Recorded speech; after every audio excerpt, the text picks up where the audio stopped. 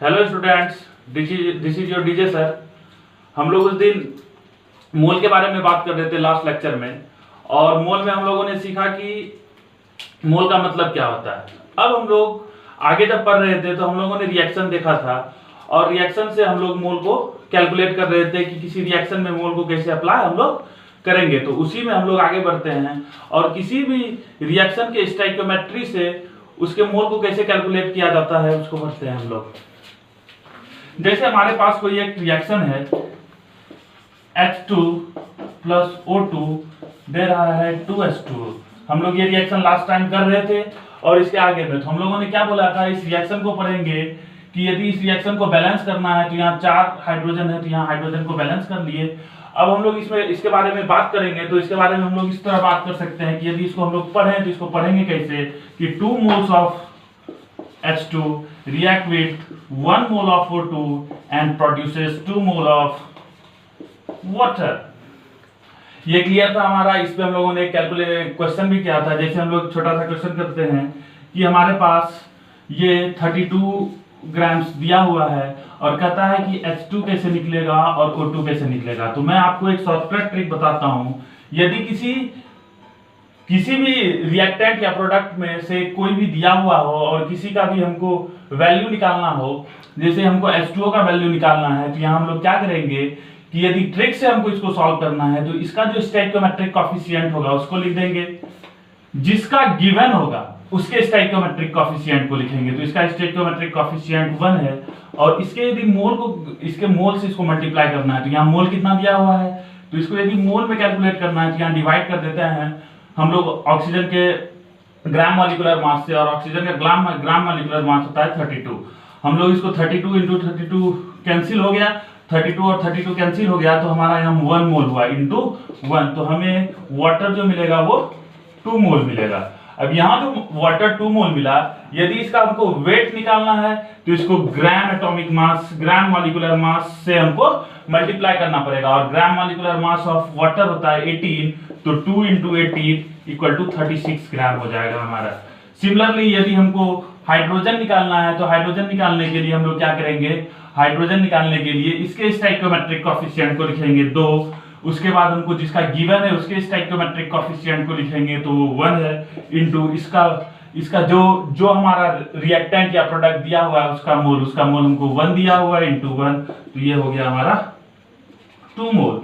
जैसे हमको हाइड्रोजन का यहाँ वॉल्यूम निकालना है, तो हाइड्रोजन का वॉल्यूम के लिए हमको हमेशा जानते हैं कि 22.4 लीटर से इसको मल्टीप्लाई करना पड़ेगा, और 22.4 लीटर से यदि इसको मल्टीप्लाई करें तो ये 44.8 लीटर हो जाएगा। तो ये हमारा क्लियर हो गया कि किसी भी रिएक्शन के स्टोइकियोमेट्री से हम लोग कैसे उसके मोलर रेशियो, कैसे हम लोग कितना रिएक्टेंट बना और कितना रिएक्टेंट हमको चाहिए और कितना प्रोडक्ट बना, इसके बारे में हम लोग बात कर रहे हैं। जैसे हम लोग अब दूसरे किसी रिएक्शन को देखते हैं और उससे हम लोग कैलकुलेशन करते हैं।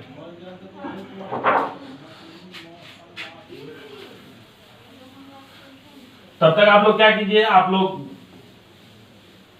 यदि वीडियो को लाइक और शेयर नहीं किए हैं तो लाइक और शेयर कर दीजिए, और सब्सक्राइब का बटन भी जरूर दबा दीजिएगा, ताकि जो है ये वीडियो हमारे सारे बच्चों तक पहुंचे, और जिनको भी ऑर्गेनिक केमिस्ट्री में दिक्कत होगा वो भी इसको पढ़ पाएंगे।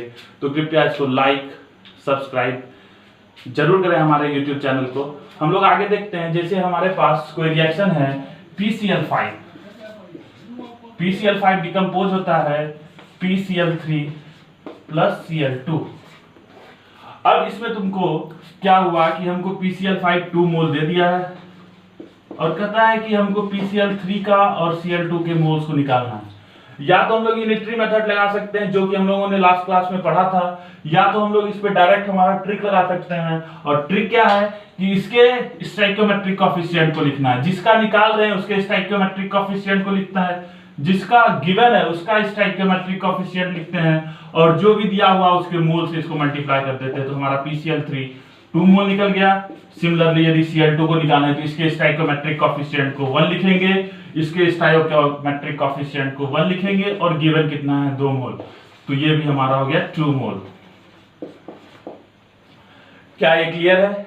जैसे हम लोग आगे किसी और रिएक्शन के बारे में बात करते हैं कि N2 प्लस H2 देता है NH3।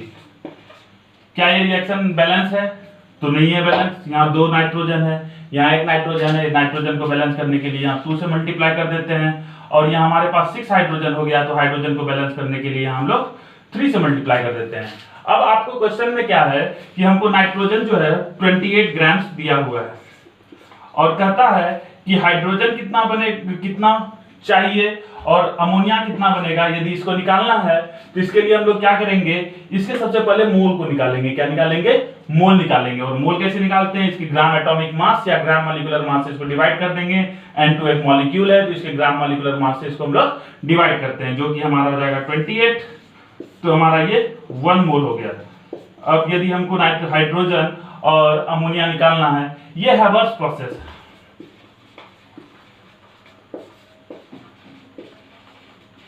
ये एक इंडस्ट्रियल प्रोसेस है जिससे हम लोग अमोनिया को मैन्युफैक्चर करते हैं इंडस्ट्रियली। तो देखिए यहाँ हमको यदि हाइड्रोजन कितना चाहिए और अमोनिया कितना बनेगा, यदि ये निकालना है, तो इसके स्टोइकोमेट्रिक कोएफिशिएंट को लिखेंगे, फिर नाइट्रोजन के स्टोइकोमेट्रिक कोएफिशिएंट को लिखेंगे, और इसका मोल मतलब ये हाइड्रोजन 3 मोल निकलेगा, और अमोनिया निकाले तो इसके स्टोइकोमेट्रिक कोएफिशिएंट को लिखते हैं, फिर जो गिवन है उसके स्टोइकोमेट्रिक कोएफिशिएंट को लिखते हैं, और इसके मोल से इसको मल्टीप्लाई कर देते हैं, तो ये 2 होगा। आप तब तक कॉपी कीजिए, मैं तब तक इसको इरेज करता हूं।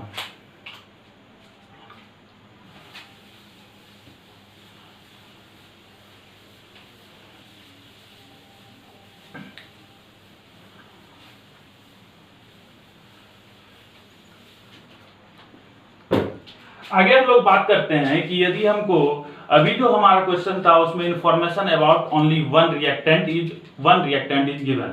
अब हम लोग इंफॉर्मेशन किसी 2 रिएक्टेंट को देंगे। जब 2 रिएक्टेंट का इंफॉर्मेशन हमको दिया हुआ होगा तो हमारे पास एक नया कॉन्सेप्ट आएगा लिमिटिंग रिएजेंट का। तो हम लोग लिमिटिंग रिएजेंट को पढ़ते हैं। क्या पढ़ते हैं? Limiting reagent. क्या पढ़ते हैं? Limiting reagent. LR बोलेंगे इसको, लिमिटिंग रिएजेंट को। लिमिटिंग रिएजेंट होता क्या है पहले ये समझिए। देखिए कोई रिएक्शन हो रहा है, रिएक्शन में हमारे पास जैसे A प्लस B दे रहा है C प्लस D। हम लोग को माने कि ये X मोल चाहिए और ये Y मोल चाहिए, ताकि हमारा ये रिएक्शन कंप्लीट हो। क्या हो? ये रिएक्शन कंप्लीट हो। यदि यहां X mole of A and Y mole of B react करेगा तो C और D का कोई भी मोलर रेशियो हमको मिलेगा। यदि इन दोनों में से कोई ऐसा वैल्यू आ जाए कि जैसे X मोल हमको चाहिए, X इक्वल टू यहां 2 मोल ले लेते हैं, और Y यहां ले लेते हैं 4 मोल।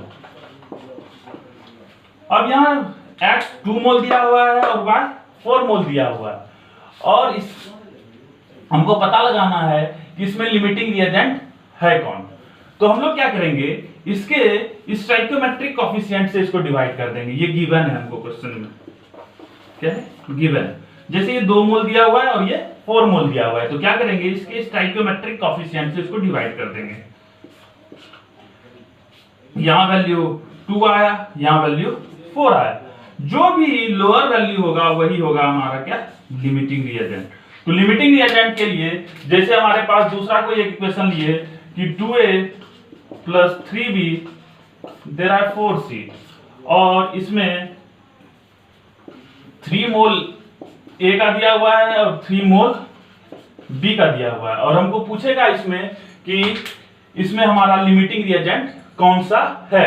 तो हम लोग क्या करेंगे, जो भी हमें गिवन होगा, ये क्या हमारा गिवन, और इससे हमको निकालना है क्या? Limiting reagent. लिमिटिंग रिएजेंट निकालने के लिए हम लोग को जो भी गिवन होगा उसको उसके जो भी मोल दिया हुआ होगा उसको उसके स्टोइकोमेट्रिक कोएफिशिएंट से डिवाइड कर देते हैं। यहाँ हम लोग 2 से डिवाइड कर दिए और यहाँ 3 से डिवाइड कर दिए, तो ये 1.5 आएगा और ये 1 आएगा। जो भी लोअर वैल्यू होगा, क्या होगा?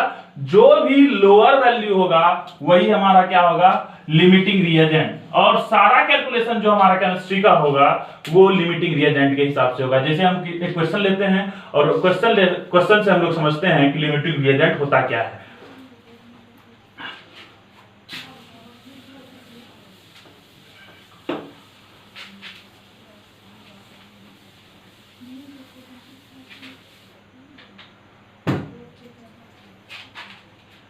जैसे हम लोगों ने एक क्वेश्चन किया अभी,